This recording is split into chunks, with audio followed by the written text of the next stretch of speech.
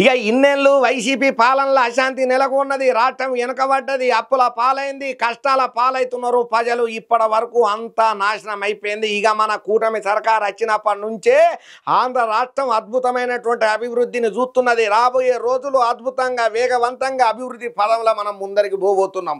ఇచ్చినటువంటి 6 గ్యారంటీస్ను 100% అమలు చేసి చూపిస్తామని చెప్పి మానాడు వేదికగా మానాడు సాక్షిగా చంద్రాల సార్ చెప్పిన మాటలు అక్కడికి వచ్చినటువంటి అభిమానులకు అద్భుతంగా సపోర్ట్లు కితాబులు ఇచ్చేటట్టే ఎత్తున్నది. ఇప్పుడు చంద్రాల సార్ మాట్లాడిన మాటలకు ఏడాది కింద రాష్ట్రంలో సంక్షోభం నిలబడ్డది, ఇప్పుడు ప్రజలలో అశాంతి తగ్గింది, కూటమి పాలనతోని చీకటి పోయింది అని అనుకుంటా వచ్చిండు. ఇంక అంతనే కాకుండా ఆగస్టు 15వ తారీఖు నుంచి ఏపీలో మహిళల కోసానికని చెప్పి ఫ్రీ బస్సు సౌకర్యం కల్పించబోతున్నట్లుగా ముఖ్యమంత్రి చంద్రాల సారు మానాడు సందర్భంగా వేదిక మీద చెప్పిన మాట ఇది. ఇక అన్న క్యాంటీన్ల ద్వారా పేదల ఆఖరి తీర్చబోతున్నాం, దీపం పథకం ద్వారా ఉచితంగా గ్యాస్ సిలిండర్లను ఇస్తున్నాం, డిఎస్సి నోటిఫికేషన్లు ఇచ్చినాం, మళ్ళీ బళ్ళు తెరిసే లోపల ఉద్యోగాలు ఇస్తామని చెప్పి చంద్రాల సార్ ప్రకటన చేసిండు. ఎన్ని ఇబ్బందులు ఉన్నా సూపర్ 6 హామీలను పక్కాగా నెరవేర్చి తీరుతాం.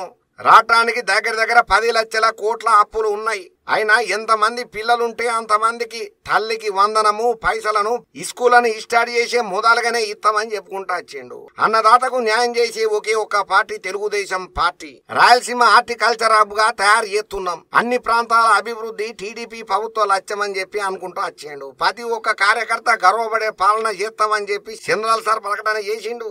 ఎన్నికల మేనిఫెస్టోలో ప్రకటించినట్టుగా సూపర్ 6 ను పూర్తి చేసి పబ్లిక్ ల నమ్మకాన్ని పెంచుతాం, కొండను కూడా ఢీకొట్టే శక్తిని కార్యకర్తలు నాకు ఇస్తున్నారు. మనది పొలిటికల్ గవర్నెన్స్ పార్టీ, కార్యకర్తల ద్వారానే పరిపాలన కావాలని చెప్పి సూచన చేసిండు. ఈ మానాడు ద్వారా పునరంకితం అవుతామని చెప్పి ప్రకటన కూడా చేసిండు. ఏదేమైనా పుల్లు పురాగా సక్సెస్ఫుల్ గా మానాడైతే అవుతున్నదయ్యా.